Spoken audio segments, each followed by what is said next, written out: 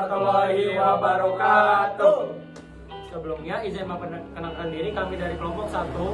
Nama saya Felix Febriandi dan ada rekan-rekan setim saya. Nama saya Muhammad Faiz. Nama saya Ahmad Akbar Atori. Izin memperkenalkan diri, nama saya Revan Dewa Jaldi. Pada kesempatan kali ini, kami akan membuat video tentang anuitas dan bunga majemuk. Nah, sebelum kita mendalami lebih lanjut tentang anuitas dan bunga majemuk, ayo kita kenalan dulu tentang apa itu anuitas dan bunga majemuk. Nah, bunga anuitas adalah jenis bunga yang digunakan dalam sistem pembayaran berkala, di mana pembayaran dilakukan tetap atau konstan selama periode tertentu. Bunga anuitas biasanya merajuk pada rangkaian pembayaran tetap yang dilakukan pada interval yang teratur, seperti mingguan, tahunan, ataupun bulanan. Rumus umum anuitas yaitu adalah angsuran ditambah bunga. Sedangkan bunga majemuk adalah nilai pokok ditambah akumulasi bunga periode sebelumnya.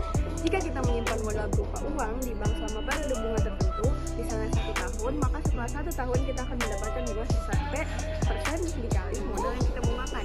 Jika bunga itu tidak kita ambil, tetapi ditambahkan kepada modal awal untuk dibungakan lagi pada periode berikutnya, sehingga besarnya bunga pada setiap periode berikutnya berbeda jumlahnya dan menjadi bunga berbunga, maka dikatakan modal tersebut dibungakan atas dasar bunga majemuk. Apa itu anuitas? Anuitas merupakan cicilan dalam penerimaan maupun pembayaran dari suatu nilai tetap jika diterima atau saja dibayar pada periode tertentu, yakni anuitas. Adanya anuitas ditujukan agar nasabah lebih mudah ketika membayarkan nominal angsuran pada jangka waktu yang telah ditentukan karena tetapnya besaran pembayaran. Pemanfaatan anuitas sendiri ada pada bunga pada investasi dengan jangka waktu panjang serta pinjaman. Dalam kata lain, anuitas adalah sejumlah pembayaran pinjaman yang sama besarnya yang dibayarkan setiap jangka waktu tertentu dan terdiri atas bagian bunga dan bagian angsuran. Untuk dunia seputar perbankan, penggunaan anuitas sendiri ada pada perhitungan jumlah bunga maupun investasi. Ditujukan agar nasabah lebih mudah dalam pembayaran, juga jumlah dari investasi yang dikembalikan pada mereka. Jenis-jenis anuitas. Yang pertama, ada anuitas biasa. Anuitas biasa merupakan jenis anuitas di mana pembayaran atau penerimaan dilakukan berkala untuk periode tertentu, terjadi di akhir periode. Misalnya saja, pembayaran hipotek di mana pembayaran dan juga penerimaan hipotek dibayar atau diperoleh ketika akhir periode. Yang kedua, ada anuitas jatuh tempo. Anuitas jatuh tempo atau dua annuity merupakan jenis anuitas di mana pembayaran atau penerimaan akan dilakukan secara berkala untuk jangka waktu tertentu yang terjadi di awal periode. Contoh yang paling umum dari anuitas jatuh tempo yaitu produk asuransi. Ketika menggunakan produk asuransi, maka kita harus membayar premi sebelum bisa mengklaim dari produk asuransi yang kita gunakan. Selain asuransi, produk dengan anuitas jatuh tempo yaitu perjanjian sewa, rental, dan lain sebagainya. Yang ketiga, ada anuitas ditangguhkan. Anuitas ditangguhkan merupakan jenis anuitas atau penerimaan berkala untuk jangka waktu tertentu yang terjadi atau dilakukan setelah lewat jangka waktu tertentu. Oleh karenanya, pembayaran atau penerimaan dapat ditunda. Yang keempat, ada anuitas langsung. Anuitas langsung merupakan anuitas di mana penerimaan atau pembayaran dilakukan secara berkala selama periode waktu tertentu atau dilakukan secara langsung tanpa adanya penundaan dalam suatu periode waktu tertentu. Salah satu contoh anuitas langsung yaitu saat Anda membeli sebuah mobil dengan cara kredit, sebab pembayaran dan penerimaannya tetap, maka Anda dapat melakukannya tanpa ada penundaan periode. Kelebihan dan kekurangan anuitas. Perlu diingat bahwa menghitung bunga pada anuitas mempunyai kelebihan dan juga kekurangannya sendiri. Seperti yang sudah kita bahas sebelumnya, bahwa tujuan anuitas adalah untuk memudahkan kalian dalam membayar ataupun menerima pengembalian investasi mereka. dalam proses kreditnya. Adanya anuitas ini memungkinkan meminjam untuk membayar jumlah yang sama dengan cara mencicilnya setiap periode. Berbeda halnya dengan hitungan bunga efektif yang diperoleh dari pembagian plafon dengan tenor. Dalam anuitas, nilai cicilan pokok akan dihitung berdasarkan total cicilan, kemudian dikurangi dengan bunga anuitas. Walaupun secara kuantitatif nilainya sama dengan tingkat bunga yang sebenarnya, tapi komposisi bunga anuitas ini berbeda dengan sistem anuitas. Pembayaran bunga kredit di awal akan lebih besar dan kemudian semakin berkurang seiring dengan berjalannya periode kredit. Begitu pula sebaliknya, nilai pembayaran pokok akan lebih tinggi lagi. Struktur pembayaran pokok dan juga bunga akan terus berubah selama jangka waktu kredit. Nominal jumlahnya sendiri akan tetap sama secara nominal. Sistem pembayaran dengan anuitas ini dinilai adil dan wajar karena nilai bunganya dihitung berdasarkan jumlah pembayaran pokok yang masih terutang. Akan tetapi, beberapa pihak berpendapat bahwa anuitas ini dapat merugikan peminjam, terlebih bila si peminjam ingin melunasi hutangnya.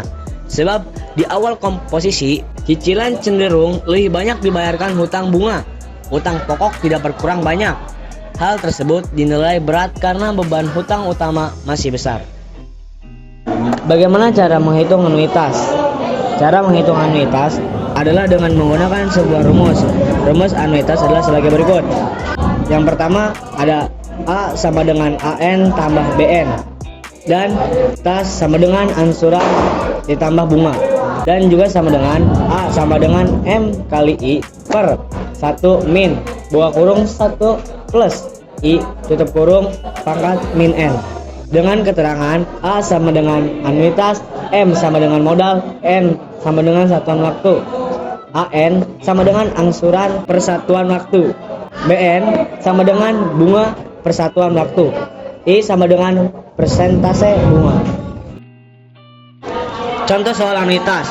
Tentukan nilai anuitas dari suatu pinjaman sebesar 5 juta rupiah selama 2 tahun dengan suku bunga 2% per bulan. Penyelesaiannya adalah sebagai berikut. M sama dengan 5 juta rupiah, I sama dengan 2% per bulan, N sama dengan 2 tahun, lalu dikonversikan menjadi bulan sebesar 24 bulan.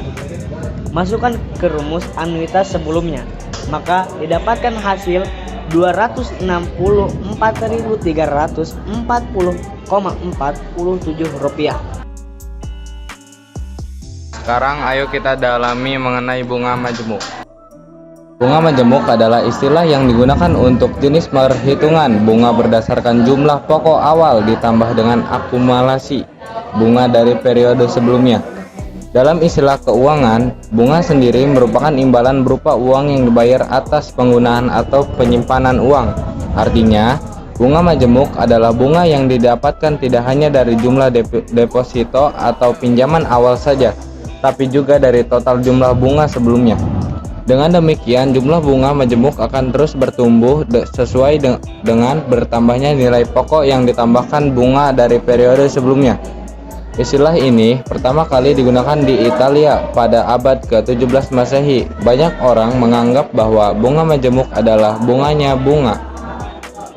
Jumlah uang deposito atau tagihan pinjaman dengan sistem bunga majemuk akan bertumbuh lebih cepat daripada bunga tanggal karena ia hanya dihitung berdasarkan nilai pokoknya saja.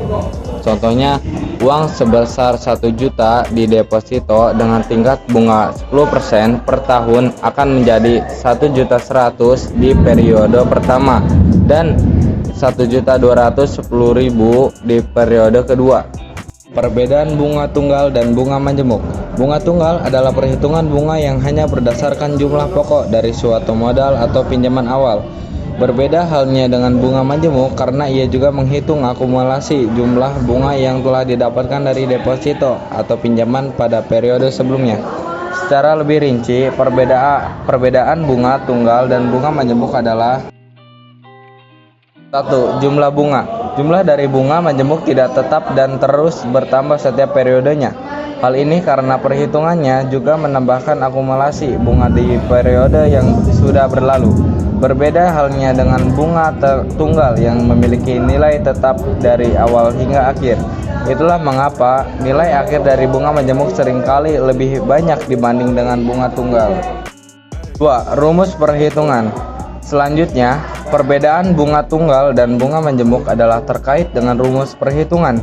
Untuk bisa mengetahui nilai akhir dari deposito atau pinjaman dengan sistem bunga majemuk, diperlukan rumus yang sedikit rumit karena penggunaan kuadrat.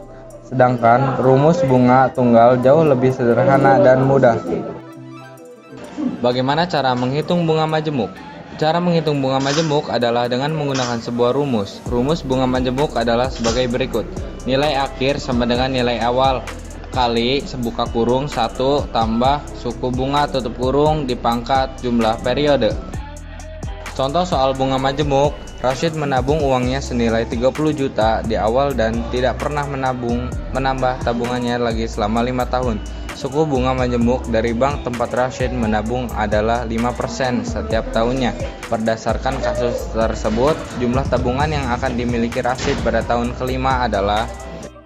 Cara penyelesaiannya, kita tinggal memasukkan nilai awal, persentase bunga, dan satuan waktu yang diketahui dari soal tersebut, lalu didapatkan hasilnya Rp38.288.477.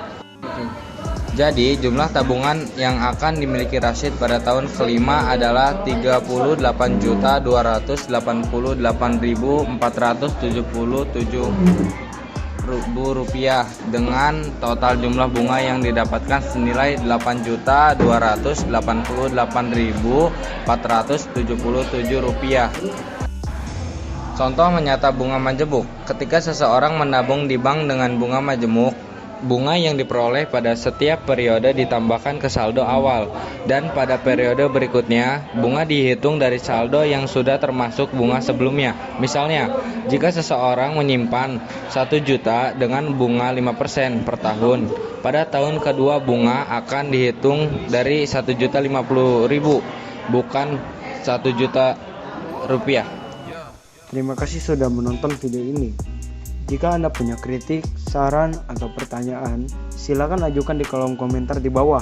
Jangan lupa like video ini dan subscribe channel ini.